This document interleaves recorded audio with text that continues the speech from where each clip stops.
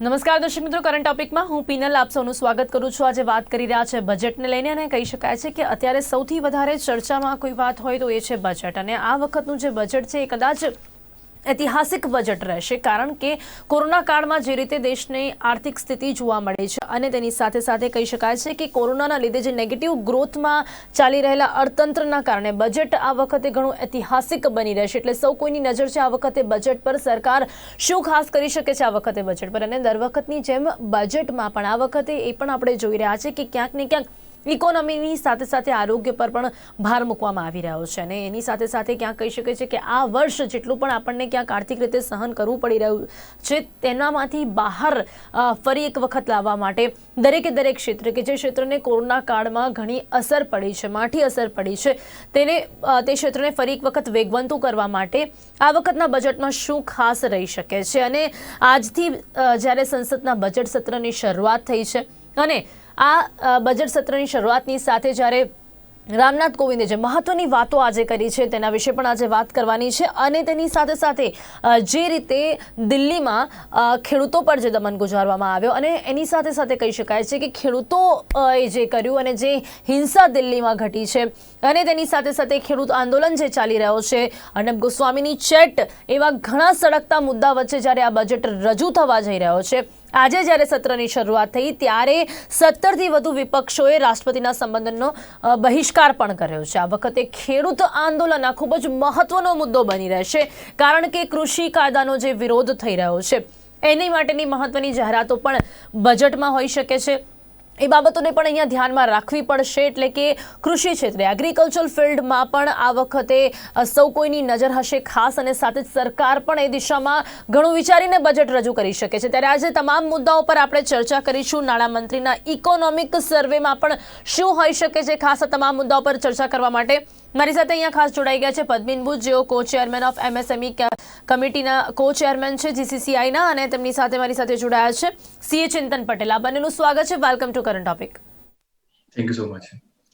પદ્મિનભાઈ, સૌથી પહેલા આજથી જ્યારે સંસદના બજેટ સત્રની શરૂઆત થઈ છે, રામનાથ કોવિંદે આજે જે રીતે ભાષણ આપ્યું છે અને ખાસ કરીને મહત્વની બાબતો જ્યારે તેમણે મૂકી છે, દરેકે દરેક મુદ્દા, અને જો આપણે જોવા જઈએ તો શું લાગે છે આ વખતે કઈ કઈ બાબતો પર ભાર મૂકવામાં આવી શકે છે? આજે જે આપણે રાષ્ટ્રપતિથી જે કંઈ પણ સાંભળ્યું છે તેનાથી શું અનુમાન લગાવવામાં આવી શકે છે બજેટને લઈને? ઓકે પિનલ, બહુ અગત્યનો મુદ્દો છે રાષ્ટ્રપતિનું ભાષણ, જેને આપણે પ્રી બજેટ એડ્રેસ કહેવામાં આવે છે પાર્લામેન્ટને। એ કાયમ માટે બધા ધ્યાન રાખતા હોય છે અને રાહ જોતા હોય છે, અગત્યનું છે। એસેન્શિયલી રાષ્ટ્રપતિનું ભાષણ જે હોય છે એ જે તે સરકાર હોય એના વિઝન મિશન ને જે હોય એને લગતું વધારે જ હોય, સ્વાભાવિક છે, એ લોકો રજૂઆત કરતા હોય છે। અને બજેટ પહેલાનું ભાષણ હોય, એડ્રેસ હોય, એટલે એમાં ઇકોનોમિક મુદ્દાઓ વધારે આવતા હોય છે। પણ આપણે વાત એ પ્રમાણે આ વખત એક વર્ષ બહુ અલગ જાતનું છે। કોરોના પેન્ડેમિક બધાને લાગુ પડે છે, વિશ્વને, આપણને પોતાને હજી પૂરેપૂરો ગયો નથી, એટલે સ્વાભાવિક રીતે એમાં એને લગતા મુદ્દા બી અંદર ચર્ચવામાં આવ્યા છે। એના પર સારો એવો અંદર એના પર ભાર મૂકવામાં આવ્યો તો એ જોઈ શકાયું છે। મારા દૃષ્ટિએ જે બહુ અગત્યની વસ્તુ છે એ રાષ્ટ્રપતિએ જે છેલ્લે કીધું એ પ્રમાણે કે આપણે આ વખતે ડ્યુઅલ ફ્રન્ટ પર બે મોરચે લડાઈ લડવાની છે, બે મોરચે લડવાનું છે, આરોગ્ય અને ઇકોનોમી। નોર્મલી ઇકોનોમી વધારે હોય છે। હવે આમાં એવું છે કે જો તમે આરોગ્ય પર ભાર ના આપો તો આપણે ઓલરેડી જે સ્થિતિ કાબુમાં લાવ્યા છે ફરીથી જતી રહે, અને વધુ પડતો એના પર ભાર આપો તો આપણે જોયું છે લોકડાઉનમાં ઇકોનોમીને અસર થઈ। એટલે એનું કારણ છે આ વખતે કોરોનાના લીધે આરોગ્યની સાથે સીધો સંબંધ છે અર્થતંત્રનો। એક્ઝેક્ટલી વાત છે, અને એને કારણે જ એમને બંને મુદ્દાઓ ભાર આપ્યો છે, અને એ બેલેન્સિંગ એક્ટ છે। હવે મારા મુજબ જે 3 કે 4 મુદ્દા અગત્યના છે પ્રેસિડેન્ટને એડ્રેસમાં, કે જે બિઝનેસને ઇકોનોમી વખતે લાગુ પડે છે, એ સૌથી મોટો મુદ્દો હતો કે એમણે સારો એવો ભાર વોકલ ફોર લોકલ એટલે કે આત્મનિર્ભરતા પર આપેલો છે। એક વસ્તુ એ છે। બીજી વસ્તુ એમણે જે કીધું છે એ ડિજિટલ ગેટવે પર, કે ઇન્ડિયાએ જો આત્મનિર્ભર થવું હોય તો ડિજિટલી આપણે પૂરેપૂરા કેપેબલ થવું જોઈએ, એનો બીજો ભાર આપ્યો છે। ત્રીજો ભાર એમણે આપ્યો છે ઇન્ફ્રાસ્ટ્રક્ચર પુશ પર, આંતરમાળખાકીય સુવિધા પર એમણે લંબાણથી ચર્ચા કરી, લંબાણથી એમના મંતવ્ય આપ્યા, અને એકચ્યુઅલી સ્પેસિફિક એમણે પોઈન્ટ બી બતાવ્યા કે કઈ રીતના ઇન્ફ્રાસ્ટ્રક્ચરમાં આપણે 110 લાખ કરોડનું બજેટ એમાં આપણે ફાળવ્યું છે, એનો બી એમણે ઉલ્લેખ કર્યો। અને ચોથી વસ્તુ એમણે કીધી કે ઇઝ ઓફ ડુઈંગ બિઝનેસ, કે જે આખી વસ્તુ છે એ સરળીકરણ થવી જોઈએ, જે મને ખરેખર એ વસ્તુ મને યોગ્ય લાગી.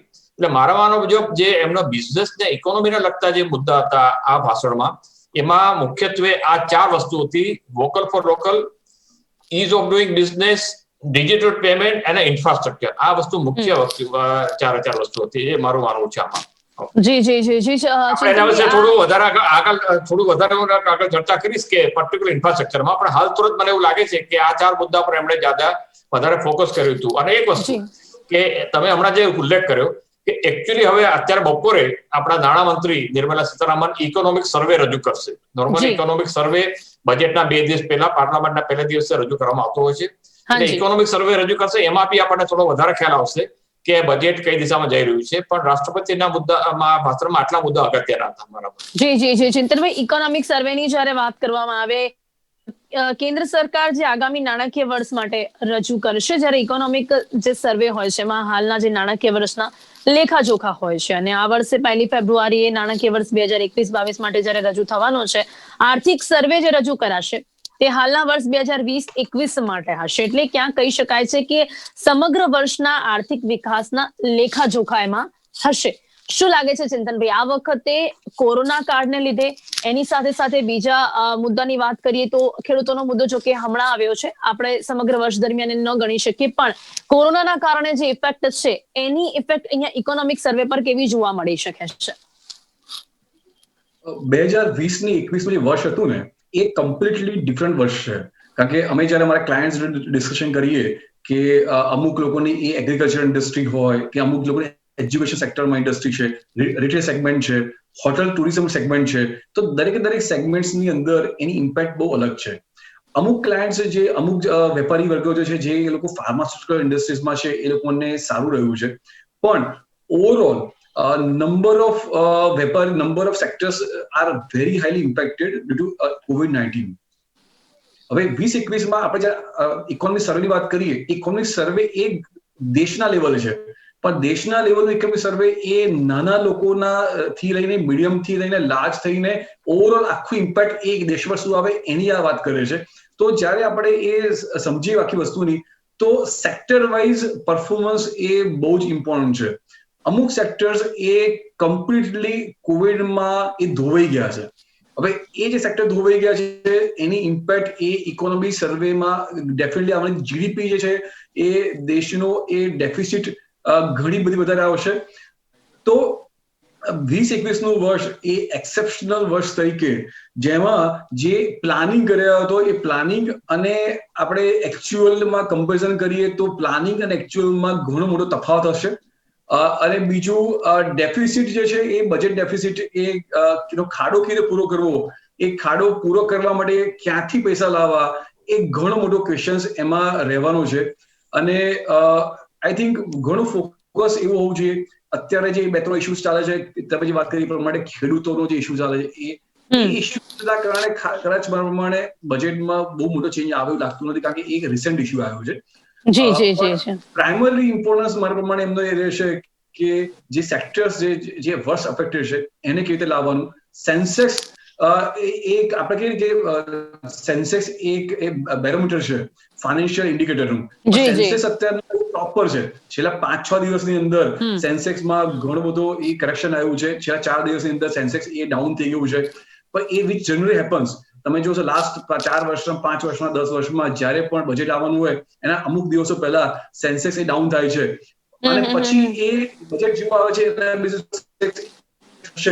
2021ના વર્ષની અંદર મારા પ્રમાણે ગણતરી જે કરી હતી, જે પ્લાનિંગ કર્યું, એ બધા પ્લાનિંગ એ ઊંધા ફરી ગયા છે.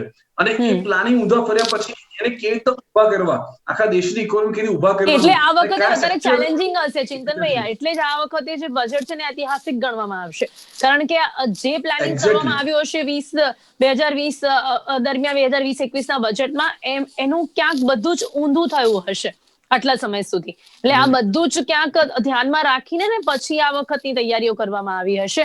પદ્મિનભાઈ, અહીંયા હવે જે મહત્વના મુદ્દાઓની આપણે વાત કરી, એમાં જયારે બિઝનેસ અને ઇકોનોમી ની વાત કરવામાં આવે તો શું લાગે છે આ વખતે બિઝનેસ કયા કયા સેક્ટર્સમાં વધારે ધ્યાન આપવામાં આવી શકે છે? કારણ કે અત્યારે જે રીતે ચિંતનભાઈએ વાત કરી કે આ વખતે જે સેક્ટર્સને વધુ નુકસાન થયું છે તે બાબતો પણ જોવામાં આવશે અને ઘણા બધા ચેન્જીસ હશે. તો બિઝનેસ એન્ડ ઇકોનોમી આ બંનેને કઈ રીતે એક તો કનેક્ટ કરવામાં આવશે, બેલેન્સ કરવામાં આવશે? વાત સાચી છે. હવે જો બિઝનેસ કોને આપણે પહેલા ચર્ચા કરી હતી પ્રમાણે ઇકોનોમિક સર્વે બી બતાવશે, પણ જો પ્રેસિડેન્ટના એડ્રેસના આધારે આપણે જો આમાં અનુમાન બાંધવું હોય કે બજેટમાં શું ફોકસ આવશે, તો હું ફરીથી કહીશ કે એ લોકોએ જે વાત કરી છે, એક તો હેલ્થ કેરમાં સારું પ્રાધાન્ય આપવામાં આવશે, કારણ કે એમાં વારંવાર ભારતીયને કહેવામાં આવ્યું હતું માનનીય રાષ્ટ્રપતિ વડે કે ભારત દેશે બતાવી આપ્યું છે કે હેલ્થ કેરમાં આપણે કેટલા આત્મનિર્ભર બની શકીએ એમ છે. પીપીઈ કીટ હોય, વેન્ટિલેટર હોય કે વેક્સિન હોય, અને India is going to be adding to the world also. તો એક તો હેલ્થ કેર સેક્ટર પર સારો એવો ભાર આવશે, એમાં વધારે પ્રાધાન્ય આપવામાં આવશે. એની સ્કીમો બી નવી આવશે, સામાન્ય માણસને હેલ્થકેરની અંદર આવરી કાઢવામાં આવશે, એવો વસ્તુ શક્યતા છે. બીજી વસ્તુ કે જો ભારત દેશે આત્મનિર્ભર બનવું હોય બિઝનેસ અને ઇકોનોમીમાં, તો આંતરમાળખાકીય સુવિધા બહુ જ અગત્યની છે, ઇન્ક્લુડિંગ ડિજિટલ. એમણે સ્પેસિફિક ભાર આપ્યો હતો કે આપણે ફ્રેટ કોરિડોર જે માલવાહક જે ટ્રેનો પસાર થાય છે, એના માટે આપણે ખ્યાલ હશે કે ઇન્ડિયામાં ફ્રેટ કોરિડોર ખાસ ઊભી થઈ રહી છે. જેમ કે દિલ્હી મુંબઈ ઇન્ડસ્ટ્રીયલ કોરિડોર, દિલ્હી અને મુંબઈ જે નેશનલ કેપિટલ અને કોમર્શિયલ કેપિટલ સાંકળતી આખી ફ્રેટ કોરિડોર ઓલમોસ્ટ તૈયાર થઈ ગઈ છે. ગુજરાતમાં 40% ભાગ પસાર થયું. તો freight corridor, fibre cable network, Bharatmala કે જેની અંદર આખા હાઈવે સંકળાવેલી વાત છે. રોરો ફેરી, એમણે ગુજરાતના 2 પ્રોજેક્ટનો ઉપયોગ કર્યા, રોરો ફેરી અને કેવડિયા કોરિડોર લગતી 8 થી 10 ટ્રેનોનું થયું. આ બધા એમણે ઇન્ફ્રાસ્ટ્રક્ચરમાં સારો ભાર આપ્યો. એટલે બીજી વસ્તુ મને એ દેખાય છે કે બજેટમાં ઇન્ફ્રાસ્ટ્રક્ચર લગતું ફંડિંગ સારું એવું વધારવામાં આવશે, હેલ્થ કેર, ઇન્ફ્રાસ્ટ્રક્ચર. ત્રીજી વસ્તુ મેં કીધું એ પ્રમાણે એમણે સોશિયલ સ્કીમનો ભાર આપ્યો, જે નોર્મલી રાષ્ટ્રપતિ આવે, કારણ કે થોડું પોલિટિકલ હોય અને કેન્દ્ર સરકારનું એમાં આવે, પણ એમણે જે સોશિયલ સ્કીમો છે બધી એને અર્થકારક જો ઇકોનોમી જોડે સાંકળી લેવા પ્રયત્ન કર્યો કે અલ્ટિમેટલી જો આત્મનિર્ભર થવું હોય લોકોને, તો સોશિયલી બી આપણે એમ્પાવર કરવા પડે. એટલે એમણે સોશિયલ સ્કીમને આ રીતે સાંકળી લીધું. અને આખી વસ્તુ, ચોથી વસ્તુ એમણે જે બહુ અગત્યનું જે મુદ્દો છે, એમણે અર્બનાઇઝેશનની વાત કરી, શહેરીકરણની વાત કરી, જે મારે માનવું જે બહુ નવું હતું. એમણે કીધું કે શહેરીકરણને આપણે ધ્યાન આપવું જોઈએ. નોર્મલી આપણે એમ કહીએ છીએ કે ગામડાને પ્રાધાન્ય આપીએ, એમ કીધું, પણ હવે શહેરીકરણ કરવાની જરૂર છે. અર્બન ટ્રાન્સપોર્ટ, વોટર સપ્લાય, કારણ કે લોકો શહેરમાં આવતા થયા છે, આપણે એને નિગ્લેક્ટ ના કરી શકીએ. એટલે મારા માનવ મુજબ આ બધા મુદ્દા હશે. બજેટની અંદર કોઈક રીતે ફંડિંગ એમાં કરવામાં આવશે, health care, infrastructure, digital payment, social scheme અને ઓફકોર્સ ઇન્ફ્રાસ્ટ્રક્ચર બતાવો. ચોક્કસથી ચિંતનભાઈ, પણ અહીંયા જે પદ્મિનભાઈ જે રીતે જણાવી રહ્યા છે, અલગ અલગ સેક્ટર્સ પર આ વખતે વધુ ધ્યાન આપવું પડશે. આપણે ઓલરેડી જોઈએ છે કે બજેટમાં જે ફાળવણી કરવામાં આવતી હોય છે, એમાં ક્યાંક ને ક્યાંક તો જ્યારે વર્ષ પૂરો થાય છે ત્યારે ક્યાંક ને ક્યાંક તો આપણે જોઈએ છે કે જેટલી ફાળવણી કરવામાં આવી, જેટલા વાયદા હોય એટલું પૂરું નથી થયું હતું. પણ હવે આ વખતે ક્યાંક કહી શકાય છે કે એનાથી પણ વધારે સરકારે તૈયારી બતાવવી પડશે. એટલે ક્યાંક અહીંયા લાગે છે કે જે ભંડોળ છે અને એની સાથે સાથે જે બજેટની ફાળવણી કરવામાં આવશે એ કેટલું વધી શકે છે ઓવરઓલ બધા જ, કારણ કે સેક્ટર્સને એમને જોવાનું હશે, દરેક સેક્ટર્સને ફરી એક વખત વેગવંતું કરવાનું હશે. તો એટલે દરેક સેક્ટર્સને એ લોકોએ ધ્યાન આપવું પડશે અને પહેલા કરતા ક્યાંક વધારે બજેટની ફાળવણી કરવી પડશે. એટલે આમાં કેવું છે કે ફાળવણી વધારે કરવી પડશે અને સેક્ટર્સ જે આઈડેન્ટિફાઈ કર્યા, પદ્મિનીભાઈ વાત કરી, એ 4-5 સેક્ટર્સમાં ડેફિનેટલી ફાળવણી વધારે કરી છે. પણ ફાળવણીની સામે છે ને એક ક્વેશ્ચન જે મને પદ્મિનીભાઈ બધાને લાગતો હોય છે કે પૈસા ગવર્મેન્ટ લાવશે ક્યાંથી? જી એક્ઝેક્ટલી, મારો નેક્સ્ટ ક્વેશ્ચન કે આ વખતે કેવી રીતે મેનેજ કરવામાં આવશે? એક્ઝેક્ટલી, ફાળવણી આમાં એવું છે, જ્યારે આ બધા ઇશ્યુઝ હોય ને ત્યારે બધા લોકો મને પૈસા આપો, મારે જરૂર છે, એમાં કોઈ ડાઉટ નથી. પણ આ જે જરૂર છે એના પૈસા લાવવાના ક્યાંથી? તો આઈ થિંક ઓલરેડી ગવર્મેન્ટે કોરોના કાળમાં એક મોટા બજેટની ફાળવણી કરી દીધી છે, જે ખૂબ જ ચર્ચામાં પણ રહ્યો. રાઈટ. હવે કોરોના કાળમાં બજેટની ફાળવણી કરી, સેક્ટર્સ જે અફેક્ટેડ છે એ લોકોની બજેટની જરૂર છે, અને મને પૈસા આપો. ફાર્મર્સ અત્યારે એજ્યુકેશન કરે છે, દે વોન્ટ મની, એ લોકોને લો નથી કરવો. તો અને આત્મનિર્ભરની વાત કરી, વોકલ ફોર લોકલ કરી, ડિજિટલની વાત કરી, વસ્તુ બરાબર છે, પણ એના પૈસાની ફાળવણી કરવામાં આવશે, કરવી પડશે, એગ્રી. પણ મને એવું લાગે છે કે આ જે ફાળવણી જે કરવાની વાત કરે છે, એ ફાળવણી સામે પૈસા ક્યાંથી આવે છે, એનો બોજો ક્યાં એ વસ્તુ આઈ થિંક બહુ ક્રિટિકલ છે, બહુ ઇમ્પોર્ટન્ટ છે. પહેલા પણ એ ડિસ્કશન આપણે બજેટ માટે કર્યું હતું, એમાં પણ વાત કરી હતી કે કોવિડ સેસ, કદાચ કોવિડ સેસ એક અલગથી આવે. બીજું કોઈક રીતના કોઈ ટેક્સેશનની અંદર મને લાગતું નથી કે આ સિચ્યુએશન છે કે જેમાં ટેક્સ ગવર્મેન્ટ લોકો પર ટેક્સ વધારે, પણ જે સુપર રિચ લોકો છે, સુપર રિચ જેની પાસે પૈસા વધારે છે, કોર્પોરેટ જે બહુ પૈસા કમાય છે, એ લોકો પાસે ક્યાંક પૈસા વધારે લઈને ફાળવણી કરે એ પોસિબલ છે. જીએસટી ના આંકડા એવું કહે છે કે જાન્યુઆરી મહિનામાં 1.2 લાખ કરોડ નો જીએસટી બેઝિકલી આ વખતે કલેક્શન થશે. એ લાગે છે, જેના કારણે એવું લાગે ઇકોનોમી ક્યાંક પાટા પર આવી ગઈ છે ખરી, પણ ઘણા બધા સેક્ટર્સ એવા છે જ્યાં આગળ એ લોકો હજુ લથડિયા ખાઈ રહ્યા છે. એ લથડિયા ખાતા સેક્ટર્સને ઉપર લાવવા, એના માટે કેવી રીતે ફાળવણી કરવી, એ બહુ મોટો ક્વેશ્ચન છે. નહીં, ચિંતનભાઈ, આપને શું લાગે છે ટેક્સ રિગાર્ડિંગ કેવા ચેન્જીસ હોઈ શકે છે આ વખતે બજેટ ઇન્કમ ટેક્સમાં, આવકવેરા કર રિગાર્ડિંગ કોઈ ચેન્જીસ ની આશા ખરી, અપેક્ષા છે? કોઈ ચેન્જીસ અત્યારે આ ફિલ્ડ તરફથી કોઈ ચેન્જીસની અપેક્ષાઓ છે ખરી? અપેક્ષા છે ને, એ દરેક સેક્ટરમાં હંમેશા અપેક્ષા બહુ વધારે હોય છે. અપેક્ષાની જોડે આશાની વાત કરું તો આશા એટલી જ છે કે અપેક્ષા એટલી જ કહેવાય આ વખતે કે કોર્પોરેટ ટેક્સ વધારે નહીં. જો એ કોર્પોરેટ ટેક્સ વધારે નહીં ને તો પણ બહુ સારું કહેવાય, પણ મારા પ્રમાણે એ ટેક્સ વધારશે નહીં, કારણ કે ગવર્મેન્ટે ઓવર ધ પીરિયડ 30% જે ટેક્સ રેટ ઓછો કરીને 50% પર લાયા છે, એને ફરીથી વધારવો એ ડિફિકલ્ટ છે. બીજું, જે સેક્ટર, જે કંપનીઓ એ મેન્યુફેક્ચરિંગ કરીને નવી કંપની ચાલુ કરે છે, 15% ટેક્સ રેટ એમને આપ્યો છે, એને પણ ચેન્જ નહીં કરે એવું લાગે છે. પણ 1 year કે 2 years નો શોર્ટ ટર્મ એ કોર્પોરેટ ટેક્સ રેટમાં ચેન્જ કરશે એ લાગે છે. ઇન્ડિવિજ્યુઅલ ટેક્સ રેટ્સના સ્લેબમાં ખાસ ચેન્જ થાય એવું લાગતું નથી. કોઈ રિલેક્સેશન્સની અપેક્ષા હવે રાખવી ના જોઈએ, અને મને લાગે છે કે રિલેક્સેશન ટેક્સ સ્લેબમાં થશે નહીં. ખાલી ટેક્સ રેટ નવા ના આવે એની એક અપેક્ષા છે આપણને. સેવિંગની અંદર જે સેક્શન 80C ની અંદર પીપીએફ ઇન્વેસ્ટમેન્ટ કર્યું હોય, એમાં જે લિમિટ જે છે 1.5 લાખ છે, એ જો 1.5 લાખની લિમિટ એ છેલ્લા 6-7 વર્ષથી વધી નથી, એ જો 3 લાખની કરી નાખી એમ ટેક્સ રેટ ચેન્જ ના કરે ને, તો મને લાગે છે કે લોકો ખુશ થશે અને એમાં કોઈ વાંધો નહીં આવે. જી પદ્મિનભાઈ, એમએસએમઈ સેક્ટર્સની શું એ અપેક્ષાઓ, ચિંતનભાઈ આશાની વાત કરી, શું લાગે છે આપને એમએસએમઈ સેક્ટર માટે શું હોઈ શકે છે ખાસ બજેટમાં? તમે સારું કીધું. એકચ્યુઅલી મને એક વસ્તુ મેં નોટિસ કરી કે કદાચ મેં મિસ કર્યું હોય, પણ રાષ્ટ્રપતિના સંભાષણમાં એમએસસી ને લગતો ખાસ ઉલ્લેખ નહોતો. પણ એ જરૂર નથી કે રાષ્ટ્રપતિના ભાષણમાં દરેક વસ્તુના સેક્ટરનો ઉપયોગ થાય, પણ એમએસએમઈ નો ઉલ્લેખ નહોતો એવું મારું મેં જોયું કે એ મને જરાક એવું કઠ્યું કે આ કેમ એમએસએમઈ ઉપયોગ નથી. પણ coming back to your question, by the way, એમણે વિમેન એન્ટરપ્રિનર્સ અને સ્ટાર્ટઅપ એનો સ્પેસિફિક ઉલ્લેખ કર્યો હતો કે ભારત દેશમાં આગળ વધવું હોય તો આ બે સેગમેન્ટ એવા છે કે વિમેન એમ્પાવરમેન્ટ જે બિઝનેસ માટે, અને સ્ટાર્ટઅપ્સ, એટલે એને એમણે સાંકળી દીધું હતું. પણ એમએસએમઈ સ્પેસિફિક ઉપયોગ નહોતો કર્યો, કદાચ એમને એમ છે કે બીજા બધા આવડ્યું. Coming back to your question કે એમએસએમઈ માં શું શક્યતા પૂરી છે, એ સૌથી વધુ બે વસ્તુ છે મેં કીધું પ્રમાણે. એક તો આપણી પોતાની અપેક્ષાઓ અને શું થવાની શક્યતા છે. અપેક્ષા એ છે કે એમએસએમઈ ને જે સારો એવો માર પડ્યો છે કોરોના પેન્ડેમિકમાં, વર્કિંગ કેપિટલ અને કેશ સાયકલ બ્રેક થઈ ગઈ છે, ડિમાન્ડ સપ્લાયનો વચ્ચે ગેપ થયો છે, અને ભલે આત્મનિર્ભર પેકેજ આવ્યા પણ હજી પૂરતી નાણાકીય પ્રવાહિતા આવી નથી બજારમાં. એમએસએમઈ અત્યારે સૌથી વધુ એનાથી અત્યારે અપેક્ષા છે. જે પેકેજની જાહેરાત કરી એ કેટલું મદદરૂપ રહ્યું છે એમએસએમઈ સેક્ટરને? એ થોડું આંશિક મદદરૂપ રહ્યું છે. આપણી વાત સાચી છે, આંશિક મદદરૂપ રહ્યું છે. એનું મુખ્ય કારણ એ જ છે કે એમાં ઇઝ ઓફ ડુઇંગ બિઝનેસ, સરળીકરણ નથી, મિકેનિઝમ પૂરું સેટ થયું નહોતું, અને એ જાહેર કર્યા પછી એના નેક્સ્ટ સ્ટેપ લેવું જોઈએ એ જાહેર થયું નહીં. એટલે સૌથી વધુ જરૂરિયાત બજેટમાં નાણાકીય પ્રવાહિતા લાવવાની છે એમએસએમઈ માટે. અને બીજી વસ્તુ એ છે કે એ લોકોનું જે પેમેન્ટ, એ બી એની જાય કે એ લોકોનું જે પેમેન્ટ અટકી જાય,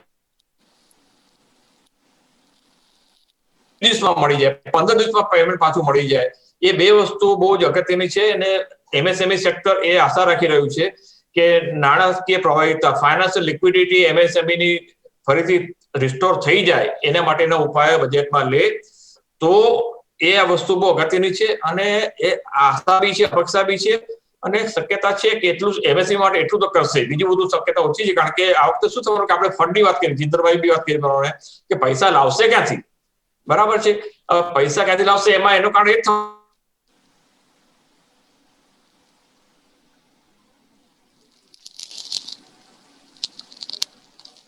જી ચિંતનભાઈ, હા બદનભાઈ ને કોઈ ટેકનિકલ પ્રોબ્લેમ્સ આવી રહ્યા છે, તો ચિંતનભાઈ અહીંયા ખાસ કરીને જો આપણે એ રીતે વાત કરીએ જો ટેક્સ રિગાર્ડિંગ, તો આ વખતે કોરોના કાળમાં સરકારે મદદરૂપ થવા માટે ટેક્સના સમયમાં પણ છૂટછાટ આપી હતી, ઘણા સેક્ટર્સમાં પણ છૂટછાટ આપવામાં આવી હતી. હવે એના લીધે પણ ટેક્સ રિગાર્ડિંગ જે રીતે સરકાર જે કલેક્શન કરતી હોય છે એમાં પણ આ વખતે અસર પડી હશે.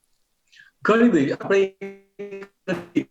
કે ટીડીએસ અને ટીસીએસ રેટ, તમે ખ્યાલ છે ટીડીએસ એટલે શું કે પેમેન્ટ તમે કરો અને તમે ઓડિટમાં હો તો તમારે પ્રોફેશનલ્સને પે કરો, કોન્ટ્રાક્ટરને પે કરો, એમ્પ્લોઈઝને પે કરો, એમાં તમારે ટીડીએસ કરવું પડે.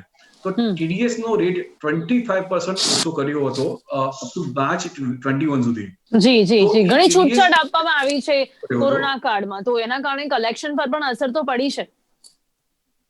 એક્ઝેક્ટલી, એટલે ગવર્મેન્ટે શું કર્યું કે કોરોના કાળમાં હેલ્પ કરવા માટે TDS 25% of collection was reduced.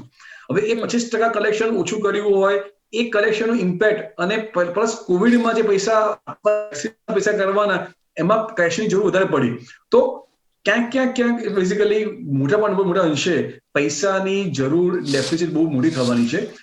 હવે એક બીજો ઓપ્શન જે ગવર્મેન્ટ કરી શકે છે, there can be covid bond. Government can think કે ભાઈ કોવિડ માટે સ્પેશિયલ બોન્ડ એ ઇસ્યુ કરે જેથી પૈસા એ લોકો પાસે આવી શકે.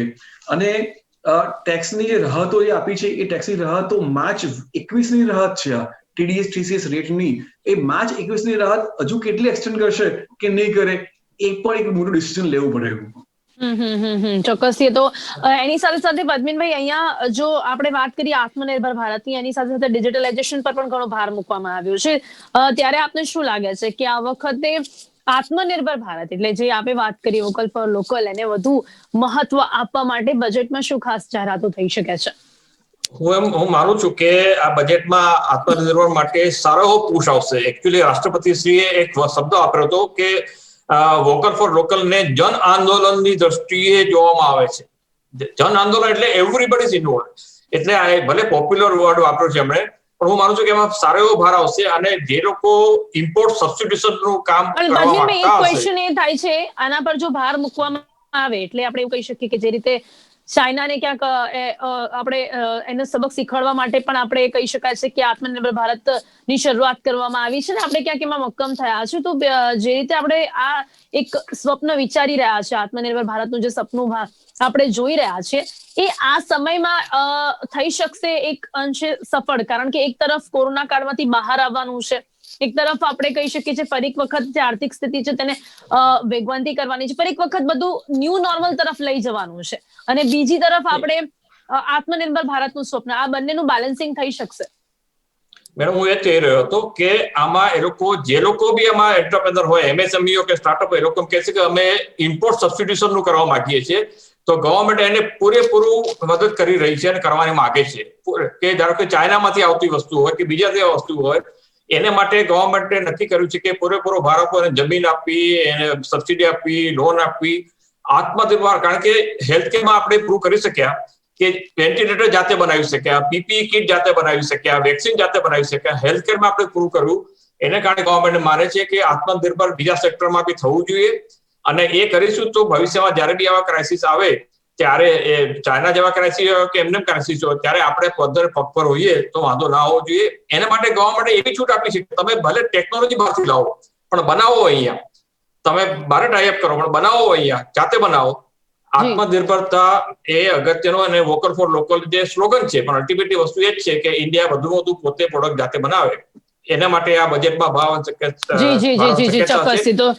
જી ચોક્કસથી. ચિંતનભાઈ, અંતમાં શું કહેશો? આ વખતે જે બજેટ રજૂ થશે, હવે લાગે છે કે આપને ક્યાંક કોરોના પ્રેરિત મંદીને દૂર કરી શકશે એ બજેટ? મેં કહ્યું એટલે આપણે જે વાત પ્રમાણે એ ઐતિહાસિક બજેટ રહેવાનું છે ડેફિનેટલી, કારણ કે ચેલેન્જિંગ બજેટ છે. પૈસા ક્યાંથી લાવવાના એ બહુ મોટો ઇશ્યુ છે, એને કેવી સોર્ટ આઉટ કરે છે. અને પૈસા લાવવાની હોડમાં જો બીજા કોઈ સેક્ટર અફેક્ટ થશે ને તો એની આખી સાયકલિકલ ઇમ્પેક્ટ બહુ મોટી આવશે. તો આ બજેટની અંદર એવું કે એક્સપેક્ટેશન છે કે ગવર્મેન્ટે બહુ સૂઝબૂછથી કામ કરીને હિંમત રાખીને કોઈક એવા આકરા કદમ લેવા પડશે. જી, જી. એવું થાય કે આપણે નોર્મલ વસ્તુમાં પડી જઈએ છીએ પણ આકરા કદમ લઈ શકતા નથી, એ લેવા પડશે આ વખતે એવું લાગે. જી, ચોક્કસથી ક્યાંક એક નારાજગી પણ જોવા મળી શકે છે તો ક્યાંક ખુશી પણ જોવા મળી શકે છે. આ વખતે બધી રીતે તૈયાર રહેવું જ પડશે બજેટને લઈને. અને અત્યારથી જ્યારે 17 થી વધુ વિપક્ષોએ સંબોધનનો બહિષ્કાર કર્યો છે તો આ વખતે ઘણો વિરોધ પણ અહીંયા જોવા મળી રહ્યો છે. તો આ બધાની વચ્ચે આ બજેટ રજૂ થવાનો છે. સમય અહીંયા સમાપ્ત થાય છે. ચિંતનભાઈ, પ્રદ્વીનભાઈ, આ બંને મારી સાથે ચર્ચામાં જોડાયા તે બદલ આપનો ખૂબ ખૂબ ધન્યવાદ. Thank you so much. Thank you. Thank you. તો દર્શક મિત્રો, આજે ખાસ કરીને વાત કરી છે આજથી જ્યારે સંસદના બજેટ સત્રની શરૂઆત થઈ છે. 1 ફેબ્રુઆરીની રાહ જોવાઈ રહી છે. આ વખતના બજેટમાં શું હશે ખાસ, અને તેની સાથે જ કઈ રીતે સરકારે કરી છે તૈયારીઓ, કોરોના પ્રેરિત મંદીને દૂર કરવા માટે સરકાર કઈ રીતે બજેટની કરશે ફાળવણી. અને સૌથી મહત્વનો જે મુદ્દો કે આ વખતે જે રીતે આર્થિક સ્થિતિ જોવા મળી રહી છે એ રીતે ક્યાં કઈ સવાલ ઊભો પણ થાય છે કે સરકાર આ વખતે કઈ રીતે ભંડોળ લાવશે અને કઈ રીતે દરેક સેક્ટરમાં ફાળવણી કરશે. આ બધા જ સવાલોના જવાબ આપણને ચોક્કસપણે મળશે. પરંતુ હાલ તો અત્યારે દરેક સેક્ટર્સને સરકારથી આ વખતના બજેટમાં ઘણી આશાઓ અને અપેક્ષાઓ છે. કરંટ ટોપિકમાં અત્યારે બસ આટલું જ. ફરીથી મળીશું એક નવા વિષય સાથે. ત્યાં સુધી રજા આપશો. નમસ્કાર.